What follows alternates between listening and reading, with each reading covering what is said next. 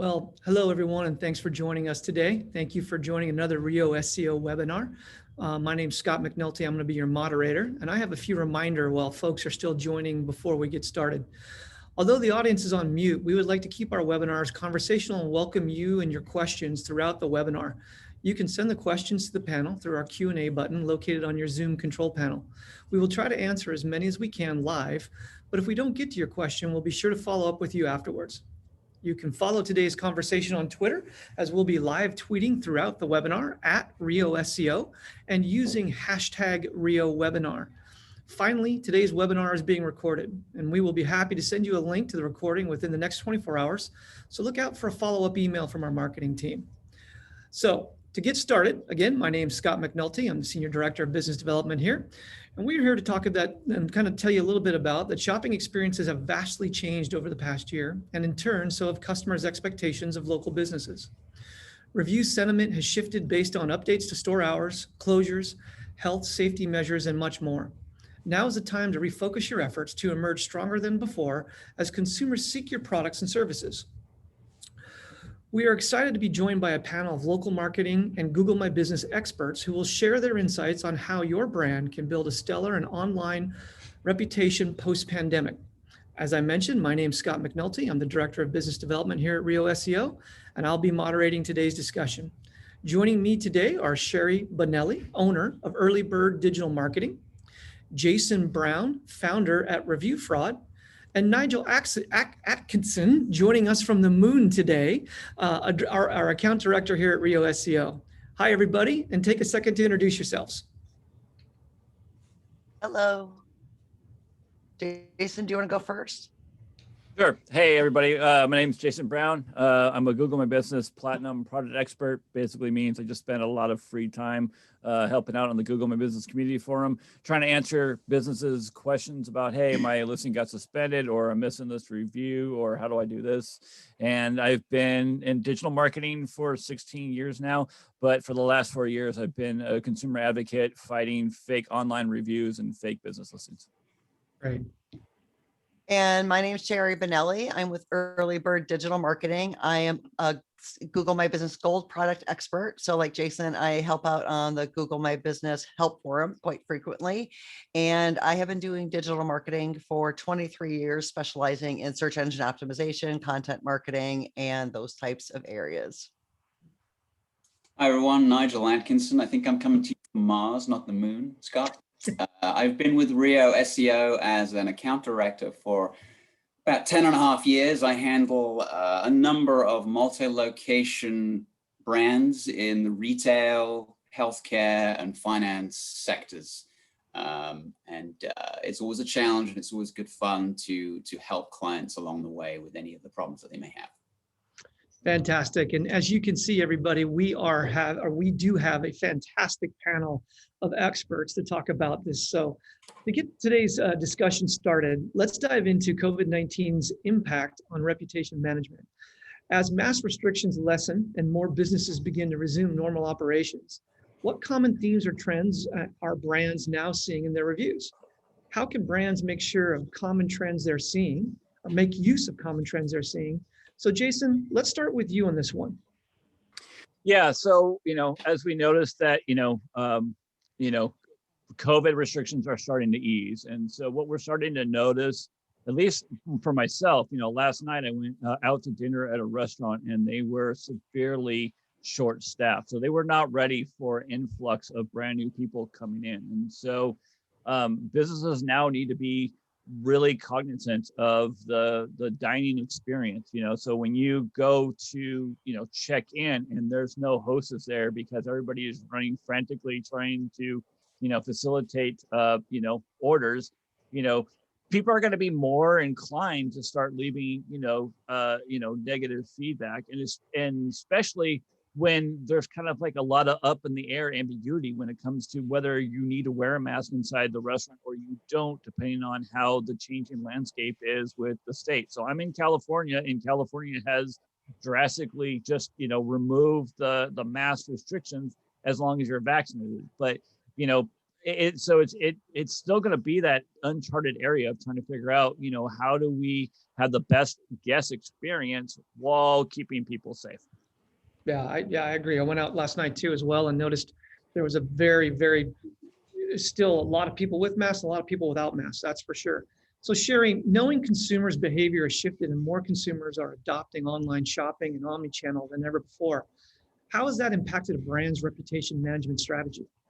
So I think what brands need to recognize is that there's going to be, I think, even more people shopping online. And that means that they have to be ready to handle customer service differently. And they have to also be prepared to handle in multi-channels. So they have to be prepared to take phone calls, to answer emails promptly if they get them from customers, have chat on their website, have chat on their Facebook and social media channels, and also be prepared to answer direct messages from social media. They have to be prepared to answer their customers where their customers are at and respond to them. That's going to be kind of the new customer service. And if they're not ready to do that, they're going to have people complain about that type of service because people are expecting to get answers to their questions as quick as possible if they have them, and complaints. I know that a lot of people use Twitter and their hashtag to complain about things, and they expect a response. So I think businesses need to kind of shift their strategy a little bit as far as customer service goes. Yeah, that's great insight. I'm going to open this up. I'm going to open this question up to everyone on the panel, as I think you all have some different perspectives on this question. What are some tactics brands can use to leverage positive customer reviews? Go ahead, Trey.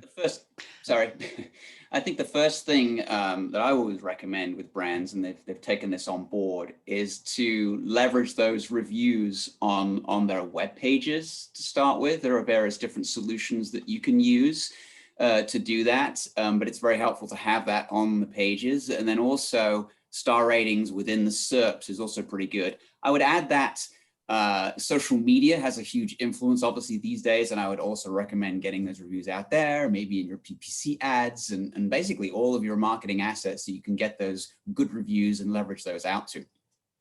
Yeah, and I was going to say, I've had good luck turning those types of positive 5-star reviews into videos as well. And so either whether that's interviewing a client, so let's say you're a car dealer and you just sold someone a really cool car and they're really excited about it, get them on camera and ask permission if you can use it, and interview them real quickly while they're excited, or turn those reviews into text video ads with some music and spin it around that way, put it up on YouTube, on social media. There's different ways that you can use those 5-star reviews to turn them into multi-channel ways to promote your business as 5-star service. Yeah, and the other things that I've seen that have worked really successfully well is use that as part of your email drip campaigns out to your customers. So if you're showing that what people are saying positively about you, or if you're actually doing actual mailers out to your clients or potential prospecting clients, if you have testimonials on there and you're able to include the date and the platform that the review came in, then it's going to make a potential consumer do that search for that platform to make sure that review actually is on there and that you're not fooling them. Well, now you've automatically just made them look into your business. So now you'll have a higher likelihood of hopefully converting at that point. Oh, those are fantastic. So why don't we stick with this theme of building a solid reputation management strategy, kind of which most likely entails a strategy behind addressing customer complaints. Nigel, how should brands approach negative reviews received based on factors out of their control? So such as, store closures due to COVID-19 or an unexpected weather event. I think no matter what the context of the review is, if it's a 1-star review, I would go back and say that anything 1, 2, or 3 should always be addressed. I mean, you should have a notification system set up so that all of those are addressed very quickly.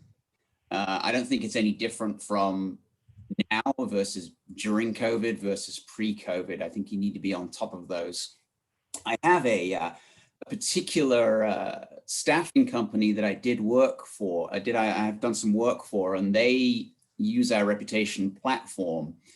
And they told me that the most important thing is to have some sort of plan and strategy and not just sort of wildly have customer service reps responding to those reviews. So they actually did a whole internal survey on how they would plan. They wanted to know, who's going to respond to those reviews, who is going to escalate them, do they need additional approvers? And they develop these templates of responses so that they can just get that job done. And they've actually done really well. They've actually increased their star rating by 144.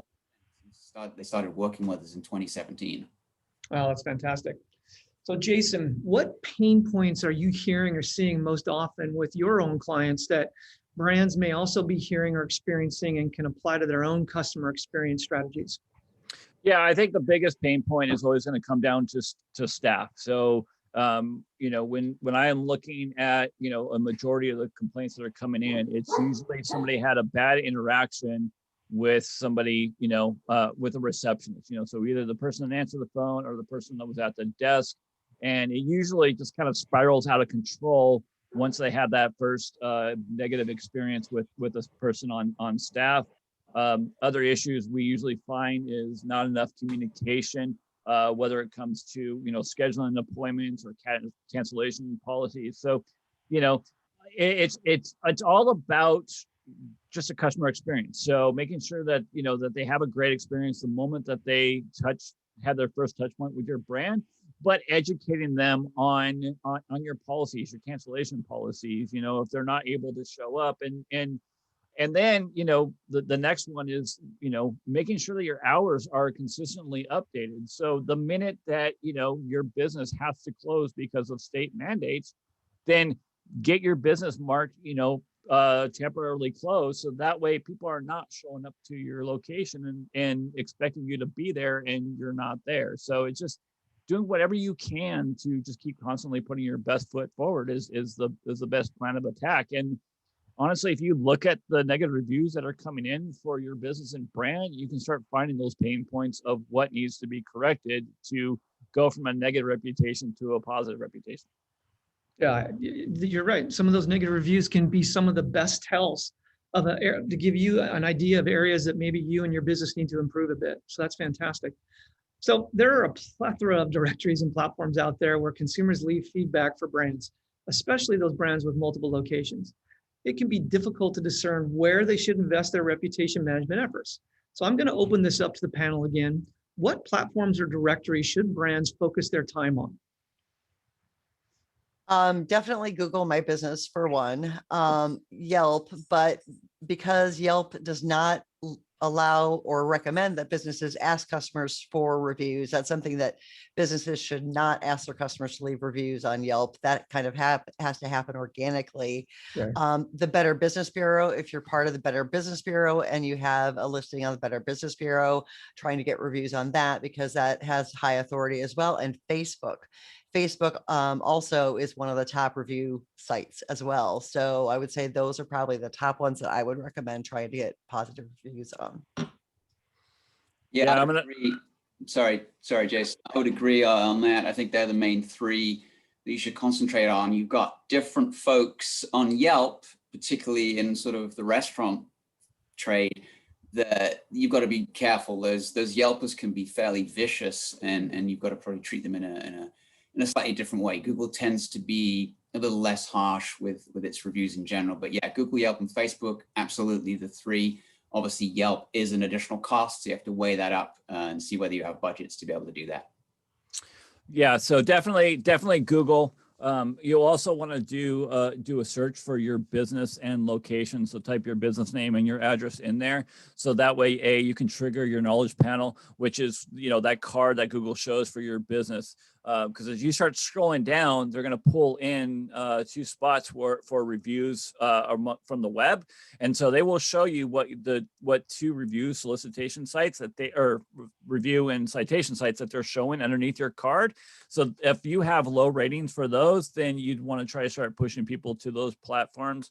Facebook is great because people are always asking for recommendations, and it's a great way for your customers to share that recommendation and recommend your business. The way to get past the don't ask for Yelp reviews Ask your customers if they can check in on Yelp. Ask your customers to upload a photo of your business and your product on Yelp, because those 2 points are gonna ask that consumer if they want to leave a review. And now you've brought them to your Yelp page.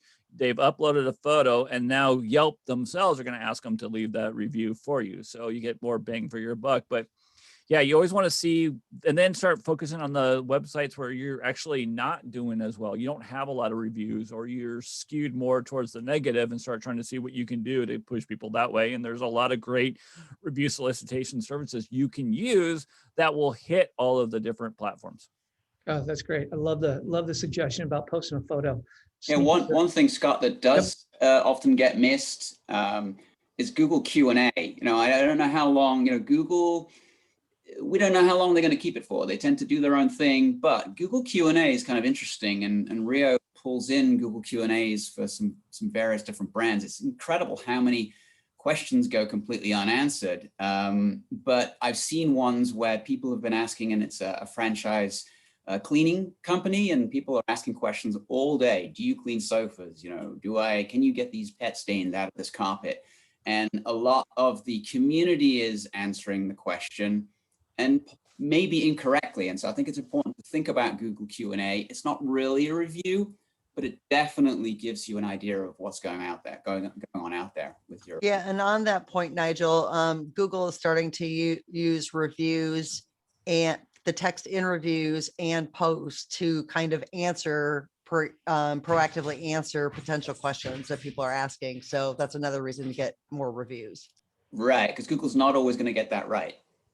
Yeah. Absolutely. I think Google Q&A is a powerful tool for brands to communicate with their customers directly. So spot on. Okay, so providing your customers with an omni-channel experience is key for shaping the success of your marketing efforts. So Jason, I'm going to come back to you. Why should brands take an omni-channel approach to reputation management, and how can they best shift their strategies to suit an omni-channel world? Yeah, well, the reason why you want to do that is because, you know, you don't want to put all your eggs in one basket. So if you are only focusing on one platform, then you're basically cutting your business off at the knee. So different consumers are looking at different ways to reach out to businesses. So some people want to do a phone call. Some people have an aversion to calling a business. I just saw a colleague of mine. She said she hates calling businesses on the phone, you know, so she'd much rather use, you know, electronic means, you know. So if she wants to use email, she wants to use chat support, you know, you got to think about, you know, everybody is different. We have ways that we want to communicate with businesses. I personally don't want to have to sit on the phone and on hold for 25 minutes trying to resolve an issue. I'd rather just send a tweet to the brand and allow me to direct message them, or if I need to, you know, follow up through an email support. So everybody is different. The world is completely changing. What used to work back in the day, you know, for older generations that would just go to the store directly and try to have that interaction. Well, technology is making things easier, quicker, and faster. And so you have to be able to adapt and meet consumers how your consumers want to communicate with you. Yeah, great. So, all right, we here at Rio recently conducted a survey around local consumer behavior that's going to be published next month. Some pretty interesting information came from that, and one of the data points that we found was 53% of our survey respondents said a business not responding to reviews frustrates them the most when searching online for a business in their area. Sherry, what are your recommendations for review response and strategy? Yeah, so I think all businesses should respond to every review as quickly as they can. And I know that's sometimes difficult, and that's where some of these tools that allow for review monitoring come in handy, because they'll alert you when you have new reviews on any of the platforms or most of them, or they have a list of platforms that they will alert you to when you get a new review. And I would recommend responding to positive reviews, 5-star reviews, just as much as you respond to the negative ones. And I think when you're responding to negative reviews, it's very important to be tactful in how you do it. If you get a negative review, don't ever just respond in haste. I always say, you know, take a breath, walk away from the computer for, you know, a couple of minutes and just think about what you want to write. And then what I would recommend is having someone else read your response before you click send and actually post that response, because you'll get an objective opinion of somebody to make sure that it's a polite response. It's not too hasty. For instance, when I respond to negative reviews on behalf of my clients, I listen to how, I'll call them and say, how do you want me to respond to this? And I hear their tone and I say, okay, I hear what you want me to say. How about we respond like this? And it's much more dialed back. And they say, yes, that sounds great. So, you always have to think about how the person who gave you that 1-star review is going to see that response, and how other people who see how you responded to that are going to read that. So always think about how other people are going to see that response. So it's very important that you keep that all in mind. So sometimes it's just a matter of taking a deep breath and walking away for a few minutes, especially if you have a negative review that you need to respond to. I certainly wish I would have had that advice sending a few emails. That's for sure. Yeah, absolutely. Yeah. So Jason, I'm pretty sure I know what your answer is going to be, but what are your thoughts on whether a brand should respond to every review, even if it's positive or negative? I hate to do this. I'm going to do it. It depends. In all honesty, I would love for every business to respond to each and every single review. But when you're dealing with a multi-location chain, you've got 540 locations, and you're starting over from scratch and taking over, and they've never responded to the reviews. Then it's going to be a daunting task. So what I always say is respond to all the negative reviews first. That way you show, because you're going to show that you're a caring business, and then start going back and responding to the positive reviews slowly but surely. You don't really need to go past 3 months, because consumers usually are discounting reviews older than 3 months, but that way you won't feel as overwhelmed. And that was kind of the approach that we took when we started doing, responding to reviews on behalf of our brands, was get the negative reviews first. Because you're not trying to win that customer back, but you're trying to do triage, and you're trying to show potential customers that you do care and that you are actively engaged, and that feedback is important to you, and then start working on the positive reviews and go from there. But it is very rare to come across, and I came across it one time, and it was like the unicorn, where they actually had responded to each and every single one of their reviews, and I actually had to applaud them and publicly post it on Twitter, because it was the coolest thing to ever see, that they responded to all their reviews, because people they don't think about it. They don't think about thanking their positive customers, like, hey, you really like us. We're so appreciative of that. Yeah, fantastic. So Nigel, based on your experience working with your own clients, how often should brands be monitoring for new reviews? Weekly, bi-weekly, monthly? I think, again, that's going to depend on what the rating of that particular review is. So most of my clients will set up notifications of reviews for the 3, the 2, and the 1-star ones, because they're the ones that are going to do the most damage to your brand. And as Jason said, the good ones, the 4 and 5 stars, you can sort of come back to. So, monthly no, bi-weekly no, weekly no. I think you should be basically pulling them in on a near real-time basis, which is usually what a review monitoring tool will do for you. It's going to ping your email and say, hey, you just had a 1-star review for this location, and you can then jump on it immediately and make whatever response you need to make. Good call. Yeah. And I just want to say also, if you have over 100 locations in your Google My Business dashboard, you have to use review solicitation services, because Google does not send out email notifications of new reviews when you have over 100 listings in your dashboard. So so you would be missing a lot of stuff if you're waiting for Google to constantly update you. Fantastic, guys. Appreciate it. So understanding that teams may have limited resources, kind of touching on that point right there, and some companies have leaner teams getting their feet back on the ground again after a universally tough year for businesses. Sherry, where should local marketers prioritize their time if resources are limited? Yeah, so I think one way that they should prioritize is actually going out and asking happy customers for reviews on Google My Business, Better Business Bureau, and Facebook. Again, some of the top three, and depending on niches, they may want to go. If they're a lawyer, there are niche directories and review sites for lawyers. There are some for hotels and travel industry. So niche sites, obviously, you want to keep those in mind as well. But proactively going out and asking happy customers for those reviews.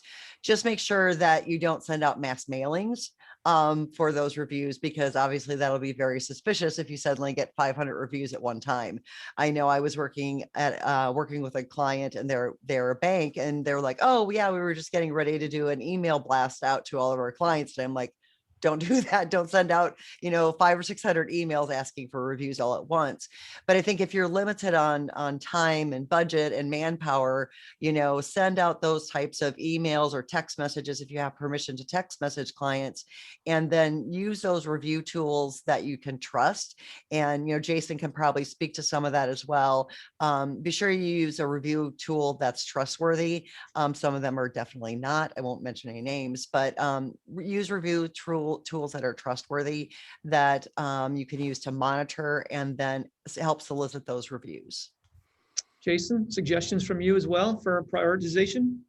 Yeah. So I know right now, the whole hotel industry is completely underwater. And so they're severely understaffed. So I think the best approach is to make sure that everybody on staff is as happy and cheering and as helpful as possible, because that's going to be your best bet. That's what's going to help prevent the negative reviews from coming in. So if your staff is basically doing what used to be the Disneyland experience, and Disneyland's kind of moved away from that, but Disneyland had policies in places where you couldn't look tired, you couldn't yawn, you always had to be smiling, you always had to be bubbly, because you wanted to have that best guest experience. Right. And that is so true. And so hotel industry, they don't have time to do review solicitation. They don't have time to respond to reviews because they're short staffed. They're, putting out multiple fires. But as long as they're doing it with that smile, and they're making sure that the customer always comes first and the customer is having a great experience, it will help offset maybe some of those complaints. And then that's where they can, start putting up, little flyers of, share your photos of your vacation on social media, and here's where you can upload the photos, and let your customers become your brand ambassadors while you're taking care of them. That's great. Nigel, what about you? How about you for a last suggestion of prioritization for time? You're on mute, Nigel. Sorry about that. I was going to say, I sort of agree with Jason and Sherry. We've had some things going on with certain of our clients where they've made bad decisions in the past and sort of hired a bunch of customer service people at considerable cost. And what they should have done was invest in a reputation management tool, because that is going to pare down the workload and help with that prioritization. I mean, some of my clients can manage with 1 or 2 people to take care of all of those reviews that come in. Some of them do it with 1. So yeah, I mean, that was a big mistake that they had made, and they're rectifying that right now. So yeah, that's where I definitely prioritize that particular aspect of this. And then I guess one thing I would say is, instead of thinking of reputation management, you hear reputation management a lot. I always call it reputation marketing, because it really is marketing your reputation. So I think if we can all start thinking about, instead of managing your reputation, think of it as a marketing activity, and work it into your marketing strategy and your plans, and figure out how you can really promote your reputation. I think that's another kind of shifting that mindset as well. Wow, that's a great place to leave it today. Reputation marketing. I think that you should run out and buy that domain real quickly. So that's all the time that we have for today, everybody. We've covered a lot of ground, but if there are any questions that we didn't get to answer, and we'll make sure to promptly follow up afterward.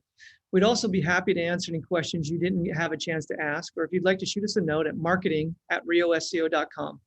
I'd like to thank everyone for joining us for today's discussion. A special thank you to our awesome panelists, Sherry, Jason, Nigel, for taking the time to be with us today. can you all let the audience know how they can best reach you if they have to follow up questions or want to get in touch with you? Jason? Sure. You can reach me on Twitter. I am Kaiser Holiday, KeyserHoliday, or at reviewfraud.org. That's awesome. Sherry? Best way is Sherry Benelli on Twitter. So you can just Sherry Benelli on Twitter. Awesome. And Nigel? Best way is Nigel N. Atkinson at rioseo.com. Feel free to Okay. email me all your Thank you, questions. everybody. It was my pleasure to moderate today's discussion. We host these webinars every month. We hope to see you again soon. So thanks, everyone. Thanks for joining me, guys. I really appreciate your time. Thank you. Thanks. Thank you. Bye.